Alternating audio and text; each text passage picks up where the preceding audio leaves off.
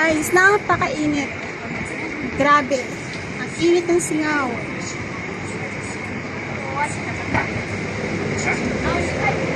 Pero kahit napakainit, ang dami pa rin naglalakwak siya. Sunday.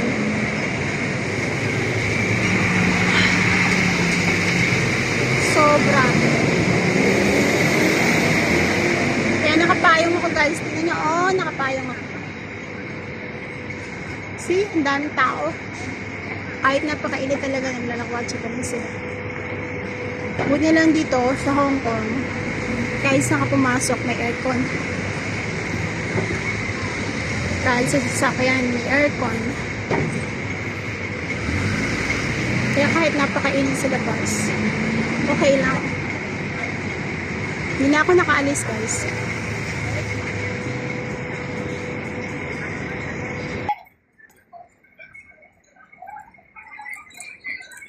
Yan, pupunta ako ngayon sa MTR kasi pauwi na rin ako.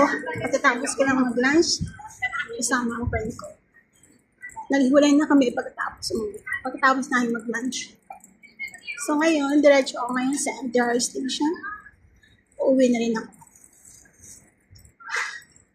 Kaya pag summer dito guys, kahit mabigat, lagi ako may payong. Init talaga.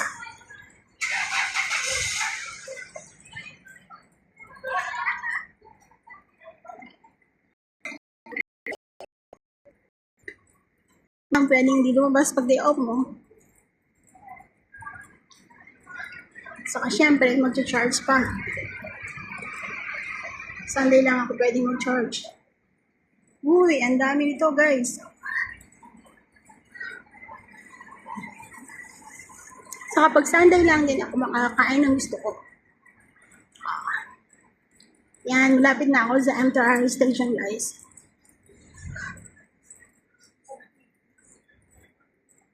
Okay guys, basta pag pumunta kayo dito sa Hong Kong, punta kayo dito sa Tsimshianshan. Masarap dito. Maraming kainan, nandito rin lahat ng gusto mga expensive na bagay. Okay guys, please subscribe to my YouTube channel. Hanggang sa muli!